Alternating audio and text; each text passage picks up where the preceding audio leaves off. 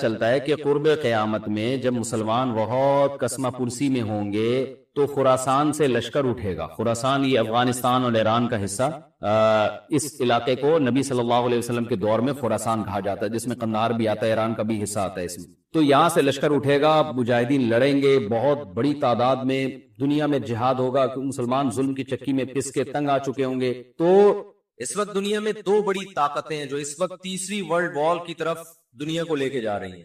آپ کو پتا ہے پہلی جنگ عظیم میں کتنے لوگ ہلاک ہوئے، دوسری جنگ عظیم میں کتنے لوگ ہلاک ہوئے، اور اب جب تیسری جنگ عظیم ہوگی تو ہلاکتوں کا جو ریشو ہوگا، میں سمجھتا ہوں آدم علیہ السلام کے زمانے سے لے کر اب تک دنیا میں جتنی ہلاکتیں ہوئی ہیں وہ ایک طرف ترازو کے ایک پلڑے میں رکھتے ہیں آپ، اور یہ تیسری جنگ عظیم جو اسرائیل کی وجہ سے ہونے جا رہی ہے اس میں جو ہلاکتیں ہوں گی وہ تمام ریکارڈ توڑ دیں گی، اور اس کا ذمہ دار برطانیہ، امریکہ اور اسرائیل ہوگا، جو دنیا میں سب سے زیادہ تہذیب کے ٹھیکے دار سمجھے جاتے ہیں. اس لیے میرے سامنے یہ نہ کیا کرو گورے کے اخلاق بہت اچھے ہوتے ہیں، تھینک یو سے بات شروع کرتا ہے، تھینک یو پہ ختم کرتا ہے. یہ ان کا تھینک یو قیامت کے دن ان کو خدا کے عذاب سے نہیں بچائے گا. ہمارا وہ شخص جو گالی سے بات شروع کر کے گالی پہ ختم کرتا ہے، خدا کی قسم ان سے اچھا ہے. وہ دنیا میں وہ ظلم اور بربریت نہیں کرتا جو یہ لوگ کر رہے ہیں. بہت آج نا ایٹیٹیوڈ ایٹیٹیوڈ ایٹیٹیوڈ، ان کے اخلاق، ان کی سڑکیں، ان کے روڈ. او بھائی دنیا کا خون چوس رہے ہیں یہ، اس اخلاق کا کیا کر رہے ہیں آپ نے؟ عراق میں جو بھوک سے بچوں کو مارا ہے وہ کس نے مارا ہے؟ مسلمانوں نے مارا ہے یا ان 27 اتحادیوں نے مارا ہے؟ وہ عراق اب تک اپنے پاؤں پہ کھڑا نہیں ہو پایا ہے. اس تباہی کا جو سینکڑوں بچے یونائٹڈ نیشن کی رپورٹ کے مطابق عراق میں بھوک سے مرے ہیں، ان کا ذمہ دار سعودی عرب ہے، پاکستان ہے، یا وہ 27 اتحادی ممالک ہیں جو سارے غیر مسلم کنٹریز ہیں، جنہوں نے 27 ملکوں نے مل کے عراق پہ حملہ کیا تھا اور جھوٹا الزام لگایا کہ ان کے پاس کیمیکل ہتھیار ہے. اب بھی دنیا کو اگر ہوش نہیں آتا اور کفر کی حقیقت سمجھ میں نہیں آتی ہے، ہمارے لبرل اور سیکولر طبقے کو جو صبح و شام ان کے گن گاتے ہیں، تو پھر آپ کو اس کا اللہ کے سامنے حساب دینا پڑے گا. آج کے جو اخلاق ہے نا دنیا میں، ان کی کیا ویلیو ہے؟ باپ پر 1 روپیہ خرچ نہیں کرنا، ماں کے لیے، ابا کے لیے اولڈ ہاؤس، اور اماں کے لیے کیا ہے؟ بولتے کیوں نہیں بھائی؟ اولڈ ہاؤس ہے. کبھی لڑتے نہیں ابا سے، کبھی لڑتے نہیں اماں سے.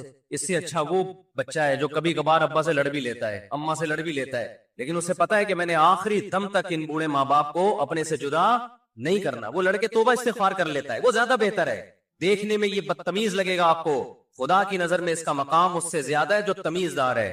اس تمیز کا کرنا کیا ہے آپ نے؟ کہاں گئی وہ عالمی طاقتیں؟ کہاں گئے وہ تہذیب کے ٹھیکیدار جو ہمیں تہذیب سکھاتے ہیں؟ ساری دنیا ایک بات جانتی ہے کہ 18ویں 20ویں صدی سے پہلے مکمل فلسطین یہ کس کے پاس تھا؟ بولو بھائی. یہ عربوں کے پاس تھا، مسلمانوں کے پاس تھا، ایک عرب کنٹری تھا. کون سے لا اور کون سے قانون کے تحت اس کو یہودیوں کے حوالے کیا گیا؟ زیادہ لمبی بحث نہ کیا کریں، کہ ماضی کی طرف جاؤ. کون سے قانون کے تحت اس میں یہودیوں کو لا کے زبردستی بسایا گیا ہے؟ آج بہت سے لبرل لوگ، سیکولر لوگ، یا وہ مذہبی لوگ جو اصل میں ان کے دماغ میں سافٹ ویئر سیکولرزم ہی کے انسٹال ہوئے ہوئے ہیں، انہوں نے لبادہ مذہب کا اوڑا ہوا ہے. آج وہ بھی چھپے لفظوں میں اسرائیل کی حمایت کر رہے ہوتے ہیں کہ جی زمینیں تو فلسطینیوں نے بیچی تھی یہودیوں کو. آپ اگر اپنے ملک میں کسی کو زمین خریدنے دیتے ہو تو کیا اس کا یہ مطلب ہوتا ہے کہ کل وہ آپ کا باپ بن جائے؟ دنیا میں کسی کنٹری میں یہ لا ہے کیا؟ آپ نے اجازت دی اپنے پڑوس میں آ کے کسی شخص کو رہنے کی، کل اس نے آپ کے مکان پہ بھی قبضہ کر لیا، کل اسے اپنی ریاست کا اعلان کر دیا. دنیا میں کہیں بھی اس بات کو تسلیم کیا جائے گا؟ دنیا میں 2 بڑی جنگیں ہو چکی ہیں، ان دونوں بڑی جنگوں میں کہیں بھی کسی مسلمان کا نام بولو نہیں آئے گا، کہیں بھی نہیں آئے گا کہ یہ کسی فلاں مسلم کی وجہ سے ہوئی ہے یہ جنگ. اور اب تیسری جنگ عظیم کی طرح یہ جنگ ہوگی، یہ ذہن میں رکھیں، کیونکہ فلسطینی کسی قیمت پہ بھی یہودیوں کا تسلط فلسطین میں برداشت نہیں کریں گے. They fight to die. وہ لڑ کس کے لیے رہے بھائی؟ بولو موت کے لیے. جو موت کے لیے لڑتا ہے اس کو تو زمین چاہیے ہی نہیں، اس کو اپنا فرض ادا کرنا ہے. بھائی نہیں ہو سکتا، یہ نہیں ہو سکتا. اگر آپ فلسطینیوں کو دبانے کی کوشش کرو گے کہ جنگ کے زور سے ہم ان کو دبا کے ان پہ تسلط قائم کر لیں، تو 60-70 سال سے زیادہ عرصہ ہو گیا جنگ کے ذریعے ان پہ کنٹرول کرنے کی. اب تک کنٹرول، یہ 60 سال کا عرصہ بہت ہوتا ہے. اور اس میں آپ یہ نہ دیکھیں کہ چند یہودی تھے، چند ہزار یا چند لاکھ. اس کے پیچھے بہت بڑی طاقت جس کو امریکہ کہا جاتا ہے، اس طاقت کا بھرپور استعمال، اس کی مکمل سپورٹ کے بغیر کس باوجود بھی اب تک فلسطین پر مکمل کنٹرول نہیں ہوا ہے. انہیں کیا مل رہا ہے ان فلسطینیوں کو بھائی؟ آج وہ اسرائیل کے سامنے ہتھیار ڈال دیں، اسرائیل ان کو نیشنلٹی بھی دے گا، اسرائیل وہ لگژری لائف ان کو دے گا جو جس کا میں اور آپ تصور بھی نہیں کر سکتے، وہ لگژری لائف دے گا ان کو، لیکن وہ کسی قیمت پہ بھی آمادہ نہیں ہو. تو افسوس ہمیں اس پر ہوتا ہے کہ جب ہم نیٹ پہ دیکھتے ہیں نا انڈیا ساتھ دے رہا ہے اسرائیل کا، اوپر سے کچھ بیان داغ دیتے ہیں تھوڑے سے فلسطینیوں کے حق میں تاکہ لوگوں کی تھوڑی سی ہمدردی ہمیں ملے. پس پردہ مکمل کس کو سپورٹ کر رہا ہے؟ اسرائیل کو. امریکن نیوز چینل بھی اوپر سے بیان دے دیتے ہیں فلسطین میں ظلم ہو رہا ہے، ہم نے اس کو روکنا ہے. مکمل سپورٹ کس کو کر رہا ہے امریکہ؟ اسرائیل. اور برطانیہ تو ہے ہی اس فساد کی بنیاد رکھنے والا. رپورٹیں تو بی بی سی بھی پیش کر رہا ہے فلسطینیوں کے حق میں، لیکن جو ریاست بی بی سی کی مالک ہے وہ سپورٹ کس کو کر رہی ہے؟ اسرائیل. دیکھو ہم نہ یہودی کے خلاف ہیں، نہ عیسائیوں کے خلاف ہیں، نہ ہندوؤں کے خلاف ہیں، نہ سکھوں کے خلاف ہیں. ہندو، سکھ، عیسائی اور یہودی، ان کے بارے میں ہمارے پاس قرآن کی واضح تعلیمات ہیں. لا اکراہ فی الدین قد تبین الرشد من الغی. دین میں کوئی زبردستی نہیں ہے، کسی شخص کو مذہب کی تبدیلی پر مجبور نہیں کیا جائے گا، کیونکہ اللہ نے سیدھا راستہ اور غلط راستہ 2 اور 2 4 کی طرح بیان کر دیا ہے. جس کا دل چاہے سیدھے راستے پہ چلے، جس کا دل چاہے برے راستے پہ چلے. قرآن نے یہ بھی واضح کر دیا کہ آپ کسی پر زبردستی نہیں کر سکتے، تلوار کی زور سے کسی کو اسلام میں داخل نہیں کر سکتے. اے اللہ ہم نے ان غیر مسلموں سے سلوک کیسا کرنا ہے یہ بھی قرآن نے بیان کر دیا. لا ينهاكم الله عن الذين لم يقاتلوكم في الدين ولم يخرجوكم من دياركم ان تبروهم. 28واں پارہ. جو بھی غیر مسلم ہے، چاہے وہ یہودی ہو، چاہے وہ عیسائی ہو، چاہے وہ ہندو ہو، سکھ ہو، بدھسٹ ہو، اللہ فرماتے ہیں اللہ تمہیں ان سے اچھے سلوک سے منع نہیں کر رہا، بلکہ اچھے سلوک کا اللہ تمہیں حکم دے رہا ہے. ہمارے نبی صلی اللہ علیہ وسلم جب کوئی یہودی بیمار ہوتا اس کی بھی عیادت کے لیے اسی طرح جایا کرتے تھے جیسے کسی مسلمان کی عیادت کے لیے جاتے. ہمارے نبی کی زوجہ ایک یہودی خاندان سے تھی، وہ اپنے یہودی خاندان کو ہدیے دیا کرتی تھی. ہمارے نبی صلی اللہ علیہ وسلم نے اس عمل سے انہیں منع نہیں کیا. اور آج بھی بہت سارے یہودی اسرائیل کے مسئلے میں فلسطینیوں کے ساتھ ہیں، ان کے حق میں مظاہرے کر رہے ہیں. ہماری دشمنی یہودیوں سے نہیں ہے، عیسائیوں سے نہیں ہے، ہماری دشمنی ان یہودیوں سے ہے جو اسرائیل کو سپورٹ کر رہے ہیں.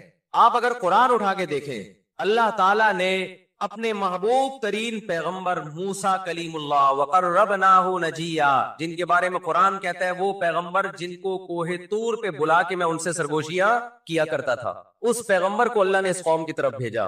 کس قدر ٹینشن دی یہودیوں نے موسیٰ علیہ السلام، کیسے معجزے اپنی آنکھوں سے دیکھ رہے ہیں. درجنوں مرتبہ لاٹھی کو سانپ بنتے ہوئے دیکھا، سمندر کو اپنے سامنے 2 ٹکڑے ہوتے ہوئے اس قوم نے دیکھا جو آج اسرائیل پہ قبضہ، فلسطینیوں پہ ظلم کر رہی ہے. آج یہودی کیا کہتے ہیں کہ بیت المقدس ہمارا ہے، ہمارے پیغمبر موسیٰ علیہ السلام، ابراہیم علیہ السلام، یعقوب علیہ السلام، اسحاق علیہ السلام، یہ تو سارے ہمارے پیغمبر ہیں، یہ سارے ہمارے پیغمبر ہیں، تو یہ ہمارا قبلہ ہے. یہ قرآن کیا کہتا ہے؟ آپ سورہ بنی اسرائیل اٹھائیں.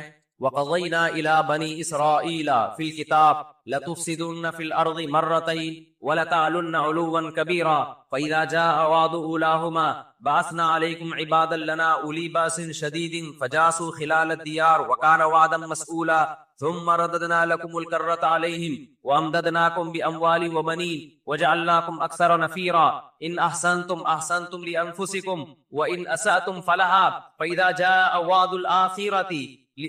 جَاءَ وَعْدُ الْآخِرَةِ لِيَسُوءُوا وُجُوهَكُمْ وَلِيَدْخُلُوا الْمَسْجِدَ كَمَا دَخَلُوهُ أَوَّلَ مَرَّةٍ وَلِيُتَبِّرُوا مَا عَلَوْا تَتْبِيرًا. اللہ کہتے ہیں ہم نے تمہیں 2 چانس دیے بیت المقدس میں، 2 چانس، 2 دفعہ ہم نے تمہیں بیت المقدس پہ غلبہ عطا کیا، لیکن جب تم نے بدعمالی کی، تم اپنی تاریخ اٹھا کے دیکھو، 2 دفعہ تمہاری بیت المقدس میں دھنائی ہوئی ہے، 2 دفعہ تمہاری پٹائی ہوئی ہے بیت المقدس میں، اور وہ تمہاری بدعمالیوں کی وجہ سے ہوئی ہے. تو یہودیوں کے ہاتھ سے جو بیت المقدس نکلا ہے وہ ہماری وجہ سے نہیں نکلا، وہ کس کی وجہ سے نکلا ہے؟ ان کی اپنی ناشکریاں اور اپنی بدعمالیوں کی وجہ سے نکلا ہے. اللہ نے پھر عیسائیوں کو غلبہ عطا کیا بیت المقدس پہ. دنیا میں 3 مسجدیں ایسی ہیں جو اللہ کی نظر میں بہت مقدس ہیں، اور ان پر حکومت کرنے کا حق، کنٹرول کرنے کا حق اسی کو ہے جو اللہ کے دین برحق کو ماننے والے ہیں. یہ اسلام کی روشنی میں، ایک مسجد حرام، ایک مسجد نبوی اور تیسری مسجد اقصی، یہ اسلام کی روشنی میں. اور دنیا کے قوانین کی روشنی میں بھی دیکھا جائے، ہو سکتا ہے یہودی کہ میں اسلام کو نہیں مانتا، امریکہ کا ہے میں اسلام کو نہیں مانتا، آپ نہ مانے اسلام کو، لیکن آپ ریاستوں کے حقوق کے تو قائل ہیں نا۔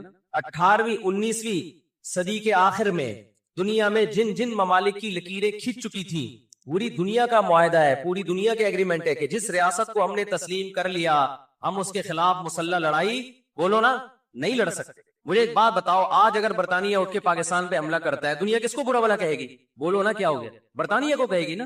اگر وہ کہے کہ میں یہاں پہلے حکومت کر کے گیا ہوں، یہودی کہتے ہیں نا ہم نے بیت المقدس پہ حکومت کی ہے لہذا ہمارا حق ہے، بھائی حکومت تو برٹش نے بھی کی ہے پورے بر صغیر پر، لیکن آج کیا برطانیہ کو اجازت دی جائے گی کہ چونکہ آپ پہلے ہندوستان پہ حکومت کر کے گئے ہیں لہذا آپ دوبارہ بھی اٹیک کر سکتے ہیں؟ کیا دنیا کے کسی قانون میں اس کی اجازت دی جا سکتی ہے؟ یہی کہا جائے گا بھائی ونس اپون اے ٹائم، اب جب ایک کنٹری بن گیا ہے اور آپ نے اس کو ایز اے کنٹری تسلیم کر لیا ہے، دنیا نے تسلیم کر لیا ہے، اب اس کی لکیریں کھنچ چکی ہے، اب اس سے 1 انچ بھی دنیا میں کسی کنٹری کو اس سے آگے بڑھنے کی اجازت نہیں ہوگی تو یہ بین الاقوامی لا اور بین الاقوامی قانون کی روشنی میں جرم سمجھا جائے گا۔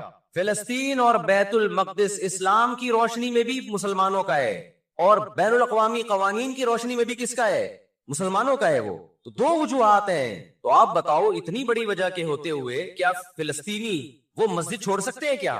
آج ہماری مسجد پہ کوئی شخص آئے، کوئی دوسرے مولوی صاحب آ جائے کہ میں مسجد پہ قبضہ کرنا چاہتا ہوں، کیا کمیٹیاں قبضہ کرنے دیتی ہیں؟ بولو بھائی کیا ہو گیا؟ نہیں دیتی، حالانکہ وہی مولانا صاحب ہی ہیں، لیکن پھر بھی کوئی قبضہ کر لے انسان برداشت کر لیتا ہے، چلو جی ایک مولانا کو نکالا تو دوسرا بھی کون آیا ہے؟ کوئی مسلمان ہی آیا ہے نا۔ لیکن ایک مسجد ہے، کوئی ہندو آ کے کہتا ہے کہ یہ مسجد میرے حوالے کر دو، جبکہ اس مسجد کے کاغذات بھی آپ کے پاس ہیں، مسجد آپ کے لیے رجسٹرڈ ہے اور ایز اے مسجد رجسٹرڈ ہے، تو کیا آپ کسی غیر مسلم کے حوالے کر دو گے مسجد؟ اس کا مطالبہ کرنا اللیگل بھی ہوگا اور اسلام کی روشنی میں ہمارے لیے اس کے حوالے اپنی مسجد کو کرنا یہ بہت بڑا جرم ہوگا، خدا کے سامنے جواب دے ہوں گے ہم۔ 20-22 سال کی بات ہے، میری ملاقات پاکستان میں کچھ فلسطینیوں سے ہوئی، ہم نے ان سے پوچھا کہ کیا کہانی ہے یہ فلسطین کے حالات کیا؟ انہوں نے کہا ہم کسی قیمت پہ بھی 1 انچ بھی یہودیوں کے حوالے نہیں چھوڑیں گے، لن نترک شبرا للذل، ذلت کے لیے ایک بالش بھی ہم ذلیل ہو کر 1 بالش زمین بھی ان کے حوالے نہیں کریں گے ہم۔ تو وہ تو کٹنے کے لیے تیار بیٹھا ہے بھائی، تو کٹنے کے لیے تیار بیٹھا ہے۔ کسی نے بڑی پیاری بات کہی ہے، لوگ کہتے ہیں نا کہ ہم سب فلسطین جو ہے وہ یہودیوں کے کنٹرول میں ہے، بعض لوگ سادہ ہوتے ہیں، بات بڑی گہری کہہ جاتے ہیں۔ اس نے کہا بات یہ ہے کہ صرف آزاد دنیا میں فلسطین، باقی چاہے وہ مسلم کنٹریز ہو یا غیر مسلم، سب کس کے کنٹرول میں ہے؟ بولتے کیوں نہیں؟ یہودی کے کنٹرول۔ آزاد تو صرف فلسطینی ہی ہے، وہ کنٹرول میں نہیں آیا بھی، اگر وہ کنٹرول میں آیا ہوتا تو یہ جنگ نہ ہو رہی ہوتی ہے۔ کنٹرول میں تو ہم اور آپ ہیں میرے بھائی، اور آپ ان کے کنٹرول میں۔ 1 ارب سے زیادہ مسلمان ہیں، 1 ارب سے زیادہ، اور یہودی کتنا ہے؟ 1 کروڑ بھی میرا خیال ہے نہیں ہوگا، لیکن یہ 1 ارب سے زیادہ مسلمان کس کے کنٹرول میں ہے؟ اور میں آپ کی اطلاع کے لیے عرض کروں، اس وقت اسرائیل امریکہ کا غلام نہیں ہے، خوب سمجھ لیں۔ امریکہ کی گچی کس نے پکڑی ہوئی ہے؟ اسرائیل نے پکڑی ہوئی ہے۔ اسرائیل انڈیا کا غلام نہیں ہے، انڈیا کی گچی پکڑی ہوئی ہے کس نے؟ گچی سمجھتے ہو؟ گچی یہاں سے پکڑ کے نا بندہ ہل نہ سکے، چھوٹا سا ملک ہے، سازشوں کی وجہ سے، طاقت کی وجہ سے نہیں، مکاریوں اور سازشوں کی وجہ سے دنیا کو کنٹرول میں کیا ہوا ہے۔ سازشیں کسے کہتے ہیں؟ ایک بہت طاقتور آدمی جو آپ کے کنٹرول میں نہ ہو، آپ اس کے کسی راز پہ مطلع ہو جائیں، اسے کسی برائی میں ڈالیں اور خفیہ ویڈیو بنا لیں آپ، اور بولے جو میں کہہ رہا ہوں کرتا رہے ورنہ یہ ویڈیو لیک کر دوں گا، وہ انتہائی پاورفل آدمی بھی کنٹرول میں کس کے آ جائے گا؟ ایک انتہائی کمزور آدمی کے کنٹرول میں۔ یہودیوں پر ان کی بدعمالیوں کی وجہ سے قرآن کیا کہتا ہے؟ غربت علیہم الذلہ، انہوں نے پیغمبروں کو قتل کیا، انہوں نے موسیٰ علیہ السلام کو صرف ستایا نہیں، بے انتہا ستایا، اتنے سارے معجزے دیکھنے کے باوجود۔ انہوں نے عیسیٰ ابن مریم کو اللہ کا بیٹا کہا، عیسیٰ ابن مریم کو معاذ اللہ ولد الزنا کہا، حالانکہ ان کی اپنی کتابوں میں آج تک عیسیٰ ابن مریم کی گواہی، ان کے نبوت کے علامات موجود ہیں۔ ہمیں صحیح حدیث سے پتہ چلتا ہے کہ قرب قیامت میں جب مسلمان بہت کسمہ پرسی میں ہوں گے تو خراسان سے لشکر اٹھے گا۔ خراسان یہ افغانستان اور ایران کا حصہ، اس علاقے کو نبی صلی اللہ علیہ وسلم کے دور میں خراسان کہا جاتا ہے، جس میں قندھار بھی آتا ہے، ایران کا بھی حصہ آتا ہے اس میں۔ تو یہاں سے لشکر اٹھے گا، مجاہدین لڑیں گے بہت بڑی تعداد میں، دنیا میں جہاد ہوگا، مسلمان ظلم کی چکی میں پس کے تنگ آ چکے ہوں گے، تو تلاش کریں گے حضرت مہدی کو، کیونکہ حضرت مہدی وہ شخصیت ہیں جن پہ تمام نیک لوگ جمع ہو جائیں گے اور وہ مسلمانوں کی میدان جنگ میں کمانڈ کریں گے، جہاد میں کمانڈ کریں گے۔ تو ان کو بیت اللہ میں تلاش کیا جائے گا، وہ رسول اللہ صلی اللہ علیہ وسلم کی اولاد میں ہوں گے، اور لوگ ان کو پہچان لیں گے، اہل اللہ پہچان کر ان کو اپنا امیر بنائیں گے، اور ان کی قیادت میں پھر لڑائی اور جہاد شروع ہوگا۔ یاجوج ماجوج قیامت کی نشانیوں میں سے ایک بہت بڑی نشانی ہوگی، یعنی اس بات کی علامت ہوگی کہ اب قیامت بہت قریب ہے۔ تو حضرت عیسیٰ ابن مریم علیہ السلام جب نازل ہوں گے، میں تھوڑی سی ترتیب بیان کر دیتا ہوں کہ جو کیونکہ بات یاجوج ماجوج کی چل رہی ہے تو اس سے منسلک جو واقعات ہیں جو اس دور میں ہوں گے وہ بھی میں اسی لیکچر کے ضمن میں بیان کر دیتا ہوں۔ وَكَانَ وَعْدُ رَبِّي حَقًّا، اور میرے رب کا وعدہ سچا ہے۔ وعدے سے مراد کیا ہے؟ دونوں مراد ہو سکتے ہیں، یا تو قیامت مراد ہو سکتی ہے کہ قیامت میں سب چیزیں ہی ٹوٹ جائیں گی، یا جو احادیث میں آیا ہے کہ جب یاجوج ماجوج قرب قیامت میں ظاہر ہوں گے تو وہ دیوار ختم ہو جائے گی، یا تو وہ مراد ہے۔ وَتَرَكْنَا بَعْضَهُمْ يَوْمَئِذٍ يَمُوجُ فِي بَعْضٍ، اور ہم ان میں سے بعض کو، یعنی جو یاجوج ماجوج ہیں ان میں سے بعض کو، یومئذ جس دن ایسا ہوگا، جس دن اللہ کا وعدہ آئے گا اور یہ دیوار ٹوٹے گی، یموج فی بعض، ہم ان کو ایسا کر دیں گے کہ یہ دوسرے میں گھس رہے ہوں گے۔ یہ مضمون احادیث میں آیا ہے، دیکھیں قرآن میں اور احادیث صحیحہ میں جو یاجوج ماجوج اور اس دیوار کا ہمیں ملتا ہے نا، میں صرف اس کو آپ کے سامنے بیان کروں گا، باقی اس بارے میں ڈیٹیل میں آپ جائیں گے تو بہت کچھ آپ کو انٹرنیٹ پر بھی مل جائے گا، مفسرین کی کتابوں میں بھی مل جائے گا، اور لوگوں کی اپنی اپنی تحقیقات ہیں، اپنے اپنے تبصرے ہیں، نہ میں ان تبصروں کو صحیح کہہ رہا ہوں نہ غلط کہہ رہا ہوں، کتابیں بھری ہوئی ہیں، وہ آپ جائیں پڑھیں اس کو، لیکن جتنی بات قرآن سے اور صحیح احادیث سے یاجوج ماجوج کے بارے میں ثابت ہوتی ہے، میں صرف اس کو آپ کے سامنے ابھی پیش کر رہا ہوں۔ پہلا عقیدہ تو یہ ثابت ہوتا ہے کہ یاجوج ماجوج ایک قوم ہے، انسان ہے، وہ کوئی انسانوں کے علاوہ کوئی الگ مخلوق نہیں ہے، لیکن ہے بڑے فسادی۔ دوسری بات یہ بہت قدیم ہے، ذوالقرنین جب گئے تو اس سے پہلے کی یہ قوم ہے، اور زمین میں پہلے سے فساد بچا رہی ہے، لیکن بہت زیادہ ان کی کثرت نہیں تھی جتنی کثرت قرب قیامت میں ہوگی، کیونکہ نسل ان کی بہت تیزی کے ساتھ بڑھ رہی ہے۔ تیسری بات یہ ہے کہ اللہ نے ان کو دنیا کے کسی حصے میں رکھ کے چھپا دیا ہے، چھپایا اس لیے ہے کہ ان کے ظاہر ہونے کا ایک ٹائم ہے، اور وہ ہے حضرت عیسیٰ علیہ السلام کا دور۔ حضرت عیسیٰ ابن مریم کے دور میں یاجوج ماجوج ظاہر ہوں گے، تو اسی کو آپ چوتھا پوائنٹ بھی کہہ سکتے ہیں۔ تیسرا پوائنٹ کیا ہو گیا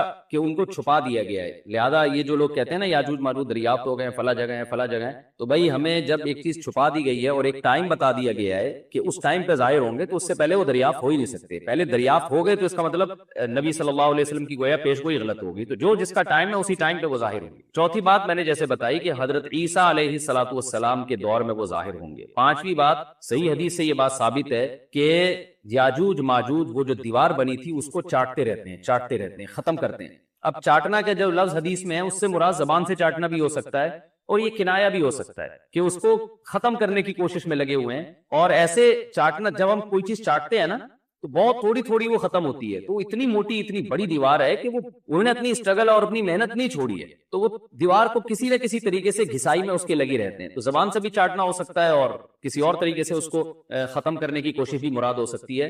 اور حدیث میں آتا ہے کہ ایک دن آئے گا وہ جب ختم ہونے والی ہوتی ہے نا، تو وہ کہتے ہیں کہ ہم کل اس کو دوبارہ شروع کریں گے اور کل ہم اس کو ختم کر دیں گے، لیکن وہ اللہ تعالیٰ اپنی قدرت سے دوبارہ اس دیوار کو اتنا ہی موٹا کر دیتے ہیں جتنا ذوالقرنین نے کیا تھا۔ تو قرب قیامت میں جب حضرت عیسیٰ علیہ السلام کا ظہور ہوگا تو وہ یہ کہیں گے ہم انشاءاللہ اس کو کل ختم کریں گے۔ تو انشاءاللہ کا لفظ جب استعمال کریں گے، کیونکہ وہ قوم ہے کافر، وہ اللہ پہ اعتماد کرنا، اللہ پہ توکل کرنا یہ چیز نہیں، جیسے کافر تو نہیں کہے گا نا اللہ نے چاہا تو وہ اللہ پہ یقین نہیں رکھتے، تو وہ جب اللہ کا نام لیں گے اور کہیں گے کہ اللہ نے چاہا تو ہم اس کو کل ختم کر دیں گے، تو پھر اسلام کی وجہ سے وہ دیوار ختم ہو جائے گی۔ اس کی مثال ایسے جیسے حدیث میں آتا ہے، پچھلی قوموں میں ایک نوجوان تھا جو جادوگر کے پاس بھی جاتا تھا اور راہب کے پاس بھی جاتا تھا، جس کا سورہ بروج میں تذکرہ ہے، والسماء ذات البروج میں۔ تو جب وہ نوجوان پکڑا گیا، وہ مسلمان ہو گیا تھا، بادشاہ نے اس کو بھیجا تھا جادوگر کے پاس کہ جادو سیکھے، لیکن وہ راہب کے پاس جاتا، عیسائیت سیکھی اس نے اور نیک مسلمان بن گیا۔ تو بادشاہ نے اس کو قتل کرنے کی حتی الامکان کوشش کی، مگر وہ قتل نہیں ہو پا رہا تھا۔ بادشاہ نے اس کو پہاڑ پہ بھیجا اپنے سپاہیوں کو لے کے کہ پہاڑ سے لے جا کے اس کو گرا دو، لیکن اللہ نے مدد کی کہ وہ سپاہی گر گئے، یہ بچ گیا۔ بادشاہ نے حکم دیا اس کو سمندر میں لے جا کے غرق کر دو، وہ سارے سپاہی غرق ہو گئے، یہ بچ گیا۔ تو کسی بھی طرح سے اس کی قتل کی کوششیں کامیاب نہیں ہو رہی تھی، تو اس نے بادشاہ سے کہا کہ تو اگر مجھے قتل کرنا چاہتا ہے نا تو چوک پہ کھڑا کر کے تیر مجھے مار اور کہے کہ بسم اللہ وربی ھذا الغلام، اس نوجوان کے رب کے نام سے میں اس کو قتل کرتا ہوں۔ تو اللہ کا نام لے کے مجھے مارے گا تو میں قتل ہو جاؤں گا۔ نوجوان یہ قربانی اس لیے دے رہا تھا کہ بادشاہ جب پوری پبلک کے سامنے اللہ کا نام لے گا تو لوگوں کو یقین آ جائے گا کہ بھئی اللہ کا نام لینے سے تو کام ہو گیا، اور اللہ کا نام لیے بغیر کام نہیں ہو رہا تھا۔ تو جو بادشاہ اللہ کو مانتا نہیں تھا، آج اس کو بھی اللہ کا نام لینا پڑا ہے۔ تو نوجوان نے یہ قربانی اس لیے دی کہ بادشاہ جب اللہ کا نام لے گا لوگوں کو اللہ کی ذات پہ یقین آئے گا اور لوگ مسلمان ہو جائیں گے، عیسائیت کو قبول کر لیں گے۔ تو اس نوجوان نے یہ قربانی دی اور بادشاہ نے اللہ کا نام لے کے جب تیر مارا تو وہ نوجوان شہید ہو گیا، اور لیکن پورا ملک مسلمان ہو گیا، عیسائیت قبول کر لی۔ اور سورہ بروج میں پھر اللہ نے ان کا تبصرہ کیا، ان کا واقعہ بیان کیا ان کے بارے میں کہ کیسے بادشاہ نے خندقیں کھود کھود کے پوری قوم کو جو ہے وہ جو دین سے پیچھے نہیں ہٹے ان کو کس طرح سے آگ میں پھینک دیا ان سب۔ تو اس سے پتہ چلتا ہے کہ کافر بھی بعض دفعہ جب اللہ کا نام لیتا ہے نا تو اس کو دنیاوی فائدہ ہو جاتا ہے۔ تو یاجوج ماجوج بھی تنگ آ کر پھر اللہ کا نام لیں گے اور کہیں گے اللہ نے چاہا تو ہم اس دیوار کو کل ختم کر دیں گے، اور بالآخر وہ دیوار ختم ہو جائے گی۔ پھر قرآن کے الفاظ ہیں آگے کہ جب یہ دیوار ختم ہوگی وَتَرَكْنَا بَعْضَهُمْ يَوْمَئِذٍ۔ اچھا ہاں، میں بتا رہا تھا کہ حدیث سے کیا پوائنٹ پتہ چلتے ہیں، تو یہ 5 پوائنٹ ہو گئے۔ چھٹا پوائنٹ یہ کہ حضرت عیسیٰ ہی کے دور میں یہ کسی وبا کے ذریعے ہلاک ہو جائیں گے۔ حضرت عیسیٰ علیہ الصلوۃ والسلام اتنے زیادہ ہوں گے کہ ان سے لڑنا ممکن نہیں ہوگا، جیسے کہ قرآن میں بھی آ رہا ہے وَتَرَكْنَا بَعْضَهُمْ يَوْمَئِذٍ يَمُوجُ فِي بَعْضٍ، ہم ان میں سے بعض کو بعض کے اندر گھسا دیں گے، اتنی کثرت سے ایک دوسرے میں ہی آبادی کی کثرت بہت ہوگی ان کی، گھسے ہوئے ہوں گے ایک دوسرے میں، یہ جیسے چیونٹیاں اور مکوڑے ہوتے ہیں، تو ان سے لڑنا ممکن نہیں ہوگا۔ تو حضرت عیسیٰ علیہ الصلوۃ والسلام لوگوں کو لے کے کوہ طور پہ چلے جائیں گے اور باقی مسلمان وہ اپنے اپنے گھروں کے اندر بند ہو جائیں گے، اور پھر اللہ کی طرف سے ایک وبا آئے گی اور اس وبا میں یہ سارے کے سارے ہلاک ہو جائیں گے۔ اور پھر جب ہلاک ہو جائیں گے تو اتنی زیادہ ان کی لاشیں زمین پہ ہوں گی، اتنی زیادہ کہ انسانی آبادی ان کی لاشوں سے متافل ہونا اور بیمار ہونا شروع ہو جائے گی، ان کی لاشوں سے بدبو اٹھے گی، اور ظاہر ہے انسان ہوں گے یہ، تو اس کی وجہ سے جو زمین کا ماحول خراب ہوگا۔ پھر حضرت عیسیٰ علیہ الصلوۃ والسلام اللہ سے دعا مانگیں گے کہ اللہ تعالیٰ ان کو کسی طرح ٹھکانے لگائے، کوئی انتظام کرے۔ پھر حدیث میں آتا ہے بارشیں ہوں گی اور سیلاب آئیں گے اور ان کی لاشیں بہہ بہہ کے پانیوں میں جا کے سمندروں میں جا کے ختم ہو جائیں گی، اللہ تعالیٰ ان کو اس طرح سے ٹھکانے لگائے گا۔ تو یہ یہاں تک جتنے بھی مضامین ہیں یہ صحیح حدیث سے ثابت ہیں۔ تو قرآن کہتا ہے وَتَرَكْنَا بَعْضَهُمْ يَوْمَئِذٍ يَمُوجُ فِي بَعْضٍ، ہم ان میں سے بعض کو بعض میں چھوڑ دیں گے، بہت کثرت ہوگی۔ وَرُفِخَ فِي الصُّورِ، اور پھر سور پھونکا جائے گا۔ قرآن میں تو یہ کہ سور پھونکا جائے گا ایسے لگ رہا ہے جیسے فوراً پھونکا جائے گا، مگر احادیث میں تفسیر ہے کہ فوراً نہیں پھونکا جائے گا۔ یاجوج ماجوج قیامت کی نشانیوں میں سے ایک بہت بڑی نشانی ہوگی، یعنی اس بات کی علامت ہوگی کہ اب قیامت بہت قریب ہے۔ تو حضرت عیسیٰ ابن مریم علیہ السلام جب نازل ہوں گے، میں تھوڑی سی ترتیب بیان کر دیتا ہوں کہ جو آج کیونکہ بات یاجوج ماجوج کی چل رہی ہے تو اس سے منسلک جو واقعات ہیں جو اس دور میں ہوں گے وہ بھی میں اسی لیکچر کے ضمن میں بیان کر دیتا ہوں۔ ہمیں صحیح حدیث سے یہ پتہ چلتا ہے کہ قرب قیامت میں جب مسلمان بہت کسمہ پرسی میں ہوں گے تو خراسان سے لشکر اٹھے گا۔ خراسان یہ افغانستان اور ایران کا حصہ، اس علاقے کو نبی صلی اللہ علیہ وسلم کے دور میں خراسان کہا جاتا ہے، جس میں قندھار بھی آتا ہے، ایران کا بھی حصہ آتا ہے اس میں۔ تو یہاں سے لشکر اٹھے گا، مجاہدین لڑیں گے بہت بڑی تعداد میں، دنیا میں جہاد ہوگا، مسلمان ظلم کی چکی میں پس کے تنگ آ چکے ہوں گے، اور لڑتے لڑتے حدیث میں آتا ہے اتنی بڑی بڑی لڑائیاں ہوں گی کہ 1/3 مسلمان شہید ہو جائیں گے اس میں، 1/3 مجاہدین جو لڑنے والے ہوں گے، اور 1/3 جو ہوں گے وہ میدان جنگ سے بھاگ جائیں گے، اور 1/3 کو اللہ فتح عطا فرمائے۔ تو جو 1/3 میدان جنگ سے بھاگ جائیں گے، نبی صلی اللہ علیہ وسلم نے فرمایا ان کی توبہ کبھی قبول نہیں ہوگی۔ جو 1/3 شہید ہو جائیں گے وہ افضل ترین شہداء ہوں گے اس وقت کے، اور 1/3 کو اللہ تعالیٰ غلبہ عطا فرمائیں گے۔ ایک واقعہ تو ہمیں قرب قیامت میں نبی صلی اللہ علیہ وسلم سے یہ ملتا ہے صحیح حدیث سے۔ دوسرا ہمیں یہ ملتا ہے کہ قرب قیامت ہی میں مسلمان کسمہ پرسی کا شکار ہوں گے، تو تلاش کریں گے حضرت مہدی کو، کیونکہ حضرت مہدی وہ شخصیت ہیں جن پہ تمام نیک لوگ جمع ہو جائیں گے اور وہ مسلمانوں کی میدان جنگ میں کمانڈ کریں گے، جہاد میں کمانڈ کریں گے۔ تو ان کو بیت اللہ میں تلاش کیا جائے گا، وہ رسول اللہ صلی اللہ علیہ وسلم کی اولاد میں ہوں گے، اور لوگ ان کو پہچان لیں گے، اہل اللہ پہچان کر ان کو اپنا امیر بنائیں گے، اور ان کی قیادت میں پھر لڑائی اور جہاد شروع ہوگا۔ اور یہ لڑائی جب دمشق میں لڑائی ہو رہی ہوگی تو دمشق میں عصر کی نماز کے وقت حضرت مہدی، میں نے جو یہ کہا کہ دمشق میں لڑائی ہو رہی ہوگی، مقصد یہ نہیں ہے کہ دمشق کوئی میدان جنگ بنا ہوا ہوگا، مقصد یہ ہے کہ وہ مجاہدین کا لشکر دمشق میں ہوگا عصر کی نماز کے وقت، لڑائی چاہے کسی اور میدان میں ہو رہی ہے، لیکن حدیث میں ہمیں دمشق کا تذکرہ ملتا ہے۔ تو دمشق میں حضرت شام کا تذکرہ ملتا ہے، اور جو قرائن ہمیں ملتے ہیں وہ دمشق کی ایک خاص مسجد ہے، وہ مسجد حضرت مفتی تقی عثمانی صاحب اور مفتی رقی عثمانی صاحب نے اس کو ہائی لائٹ بھی کیا، لیکن وہ یقینی نہیں ہے، تو خوب سمجھے، انہوں نے اس کا بھی تبصرہ کیا کہ اس کے بارے میں کوئی یقین نہیں ہے۔ تو حضرت مہدی عصر کی نماز پڑھا رہے ہوں گے، لوگ امامت میں آپ کے پیچھے کھڑے ہوں گے، یہاں تک کہ مسجد کے مینار پر، آج بھی وہ مینار موجود ہے جس کے بارے میں غالب گمان ہے کہ یہ وہ مینار ہے جہاں حضرت عیسیٰ علیہ السلام نازل ہوں گے. غالب گمان کے درجے میں کہا جا سکتا ہے، ورنہ پھر اسی کے اڑوس پڑوس میں کوئی مسجد ہوگی. میرا اگر شام جانا ہوا تو انشاءاللہ میں ارادہ ہے کہ میں ولاگ میں اس مسجد کا بھی تذکرہ کروں گا، اس جگہ کا بھی تذکرہ کروں گا. لیکن میں پہلے یہ بات بتا دوں کہ وہ 100% یقینی نہیں ہے. ایسا نہ ہو کہ اس مسجد کے مینار پہ چڑھ کے لوگ جو ہے وہ اس کے کوئی مینار کو ہی چاٹنا شروع کر دیں تبرک کے طور پہ. تو عصر کی نماز کا ٹائم ہوگا. حضرت عیسیٰ ابن مریم علیہ السلام فرشتوں کے کندھوں پہ ہاتھ رکھ کے نیچے اتریں گے نماز کے ٹائم پہ، یعنی آسمان سے مینار تک آئیں گے، اور پھر مینار سے آپ کے لیے سیڑھیاں لگائی جائیں گی. سیڑھیوں کے ذریعے مینار سے نیچے اتریں گے اور لوگ ان کو پہچان لیں گے. حضرت مہدی ان کو امامت کے لیے آگے کریں گے کہ آپ اللہ کے ایک پیغمبر ہیں، آپ نماز پڑھائیے. حضرت عیسیٰ علیہ السلام انہی کو آگے رکھیں گے. اور اس طرح کا مفہوم ہے حدیث میں کہ اللہ نے اس کام کے لیے آپ کو ہی منتخب کیا. کیا مطلب ہے؟ امامت اس امت کا حق ہے. تو حضرت عیسیٰ ابن مریم علیہ السلام کا جو کام ہوگا وہ جہاد ہے اور یہودیوں سے انتقام لینا، کیونکہ یہودیوں نے